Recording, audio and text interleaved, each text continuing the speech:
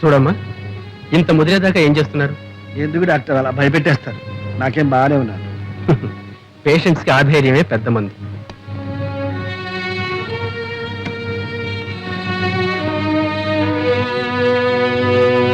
చూడండి, ఈ ఎక్స్రేలు టెస్ట్లన్నీ కూడా అర్జెంటుగా చేయించాలి.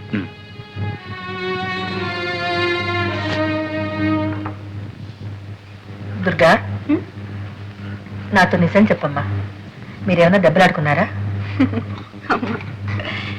మీ అనుమానాలకి నేను సమాధానం చెప్పలేను. మేము ఎందుకు దెబ్బలాడుకోవాలి?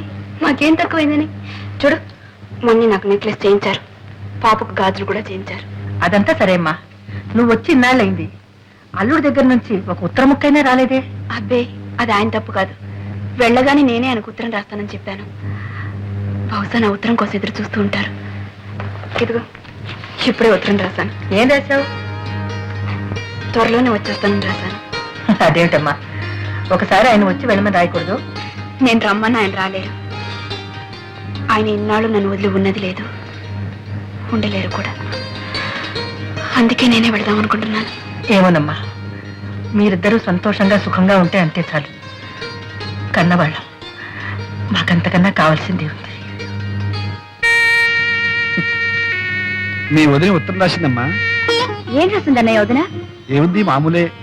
నేను ఇక్కడే ఉండిపోతా అనుకున్నారా? ఉండిపోవాలనుకున్నారా? అసలు మీ దగ్గరికి రావద్దని మీ అభిప్రాయమా? మీ ఉద్దేశం ఏమిటి? వెంటనే ఉత్తరం రాయండి.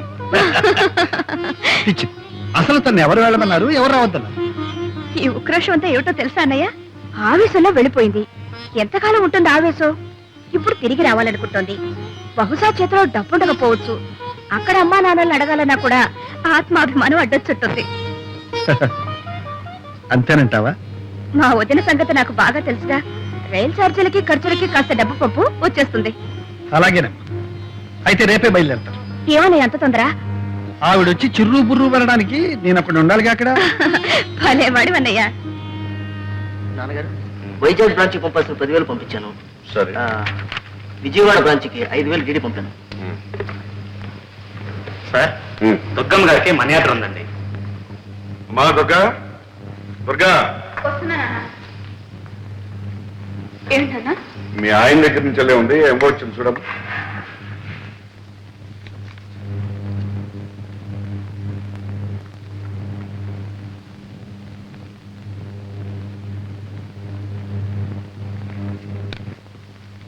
ఇదిగోనమ్మా, 50 రూపాయలు లెక్క చూసుకోండి. ఏమ్మా మరదలా, మనీ ఆర్డర్ అంటే ఎంతో అనుకున్నాను. 50 రూపాయలా? అవి ఇక్కడ లేవనా? 50 రూపాయలు ఎందుకు పంపినట్టు? రైలు ఛార్జీలకి ఖర్చులకి 50 రూపాయలు చాలదా వదినా? మేమేం ఇలా లక్షాది కారణం కాదులే, మాకు 50 రూపాయలే గొప్ప. అది కాకుండా అంతే పంపించమన్నాను, అంతే పంపారు. వెరీ గుడ్ అమ్మా, వెరీ గుడ్. ఇక తెలుసుకో.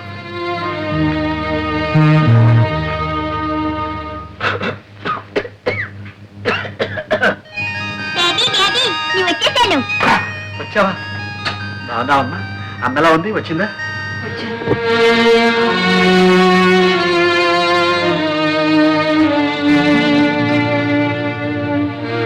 బాగున్నావా దుర్గా? బాగానే ఉన్నాను. మీరెలా ఉన్నారు? మర్యాద పంపించాను, అందిందా? అందింది. ముష్టి 50 రూపాయలు. అదేమిటి దుర్గా అలా అంటావు? మరి ఇంకెలా అనమంటారు? నలుగురిలోనూ నన్ను చులకన చేయడానికి కాకపోతే ఎందుకు పంపించట్టు?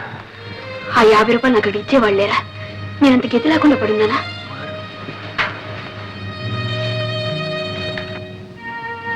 ఎందుకమ్మా ఇలా మాట్లాడుతున్నారు? చిన్నబాబుకి అసలే ఒంట్లో బాగాలేదు. ఉన్నదేదో పంపావు. నేనేమైనా పంపమని రాసానా? కిందకు పంపాలి. సరళమ్మ గారు పంపమన్నది పంపావు. ఓహో, ఆవిడ గారి సలహానా?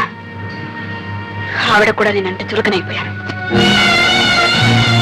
సరళా, సరళా, సరళా, వదినా వచ్చావా? వచ్చాను. మీ అందరి చేత అవమానాలు పడ్డానికి. నేనేం పిచ్చగతినా, గతి లేదానా? ఏమిటి మీ ఉద్దేశం? రైలు ఛార్జీలకి ఖర్చులకి 50 రూపాయలు పంపించమని మీ అన్నయ్యకి ఏదో పెద్ద సలహా ఇచ్చావట. వదినా, నువ్వు అన్నయ్యని చూసే వస్తున్నావా? అన్నయ్యని చూసే వస్తున్నాను. ఈ మధ్య అన్నయ్యకి ఎంత జబ్బు చేసిందో తెలుసా? జబ్బా? 1 minute.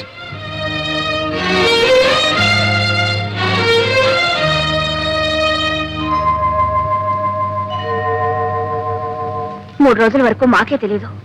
మందు మాకు తిండి తిప్పలు లేకుండా ఇంట్లోనే కూర్చున్నాడు.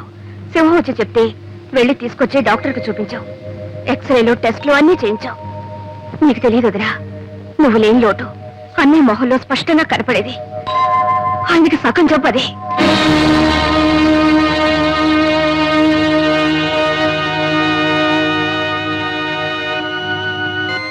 నేనెవరినమ్మా ఆయనకి? మీరు అయిన వాళ్ళు గనక మీతో చెప్పుకున్నారు, మీరు చూసుకున్నారు. నేనంత కావాల్సిందని అనుకుంటే ఆయన నాకు ఒక ఉత్తరం ముక్కైనా రాశారా? పోనీ నువ్వైనా రాసావా? అన్నయ్య రాశాడే. రాశాడు. అందరే నేను అందరికి పరాయిదాని అయిపోయాను, ఎవరికి అక్కర్లేదని అయిపోయాను. సరే, ఆ డాక్టర్ పేరేంటి? కృష్ణమూర్తి. చూడమ్మా, భర్తకు భార్య డాక్టరు, నర్సు, మందులు అన్నీ. అలా ఉండాల్సింది నువ్వు వెళ్ళి పుట్టింట్లో కూర్చున్నావు. నాకు ఆయనకు సుస్థిగా ఉందని తెలియదు డాక్టర్. తెలుసుంటే వెంటనే వచ్చేసేదాన్ని. సరేలేమ్మా, మందులు ఇచ్చాంగా, అవి ఏమాత్రం పనిచేసినా పర్వాలేదు. లేకపోతే అప్పుడు ఆలోచిద్దాం తర్వాత ఏం చేయాలి. లేదు డాక్టర్, నాకేదో భయంగా ఉంది. ఆయనకి ఏదైనా జరిగితే నేను బ్రతకలేను. ఆయన ఇంట్లోనే ఉన్నారు, ఒకసారి వచ్చి చూడండి. అలాగేనమ్మా, తప్పకుండా వస్తాను. థ్యాంక్ యూ డాక్టర్, వస్తాను. డాడీ, ఒంట్లో బాగాలేదా? లేదమ్మా. జ్వరమా? లేదమ్మా. తలనొప్ప? లేదమ్మా, బానే ఉన్నారు. చెప్పరమ్మా, మనతో చెప్పరు. ఊళ్ళో వాళ్ళకైతే చెప్పుకుంటారు, మనకన్నా వాళ్ళేగా కావాల్సిన. దుర్గా, మరి ఇంకేమిటండి, నన్ను రాక్షసిని కయ్యాళిని చేయటానికి నాకు దిక్కు మొక్కు లేదు. నా భార్య నన్ను సరిగ్గా చూసుకోవటం లేదు అని నలుగురు అనుకోవాలనేగా ఆ సరళ ఇంటికి వెళ్ళి కూర్చున్నారు. దుర్గా, అంతకన్నా దిక్కులేని వాళ్ళ కోసం కట్టిన గవర్నమెంట్ ఆసుపత్రులు ఉన్నాయి. అక్కడికి వెళ్ళి చేరకపోయారా? నువ్వేం మాట్లాడుతున్నావో నీకు తెలుసా? మీరేం చేశారో మీకు తెలుసా? మీకు ఇంత సుస్థి వేస్తే నాకు ఒక ఉత్తరమైన రాశారా? ఆ మాత్రం బాధ్యత లేదా? రాశాను దుర్గా, నీకు ఉత్తరం రాశాను. ఎందుకంటే అబద్ధాలు చెప్తారు? మీ మనీ అటు అందినప్పుడు మీ ఉత్తరం అంతదా? సరే, ఎందుకులేండి ఇప్పుడు ఏమంతా.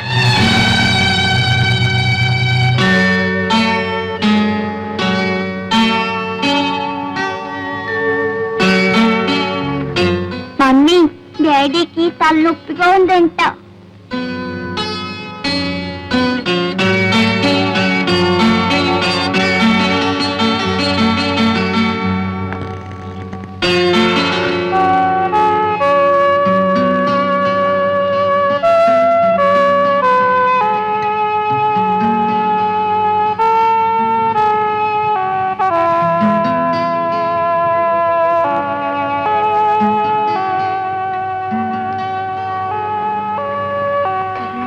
కొంచెం చెప్పకూడదా?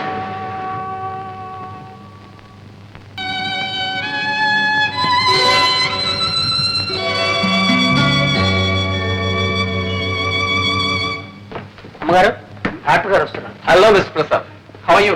బాగున్నాను. గొప్ప ఆప్టిమిస్ట్ అయ్యాను. దగ్గర ఉంది. అప్పుడు కొద్దిగా వస్తుందిలేండి. మందులవి సరిగ్గా తీసుకుంటున్నా? తీసుకుంటున్నానండి. తీసుకుంటున్నాను. ఇక చూడండి, అన్ని మందులు దీంట్లోనే ఉన్నాయి. ఇంతకన్నా మందుల షాపులో ఉండొచ్చు కదా సార్. ఇతరకంటే ఇతర నాన్నగారు మంచి మనిషి. నేను ఏం చెప్పినా వెంటనే వినేవారు. రేపు మీకు జబ్బు రాబోతుంది, ఇవాళ్లే మందు తీసుకోండి అంటే వెంటనే తీసుకునేవారు.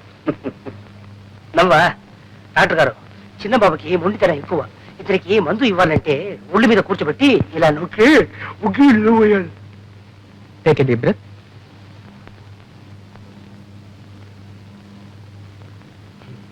ఎలా ఉంది డాక్టర్? ఓసారి ఇలా రామ్మా. వస్తాను miss Prasad. Thank you doctor.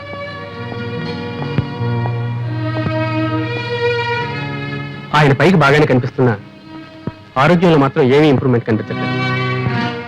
ఓసారి మదనపల్లి తీసుకెళ్లి శానిటోరియంలో అడ్మిట్ చేస్తే మంచిది అనుకుంటాను. అక్కడ క్లైమేట్ ఆయన హెల్త్ చాలా హెల్ప్ చేస్తుంది. అలాగే డాక్టర్, వెంటనే తీసుకెళ్తాను. వెరీ గుడ్, వస్తానమ్మా.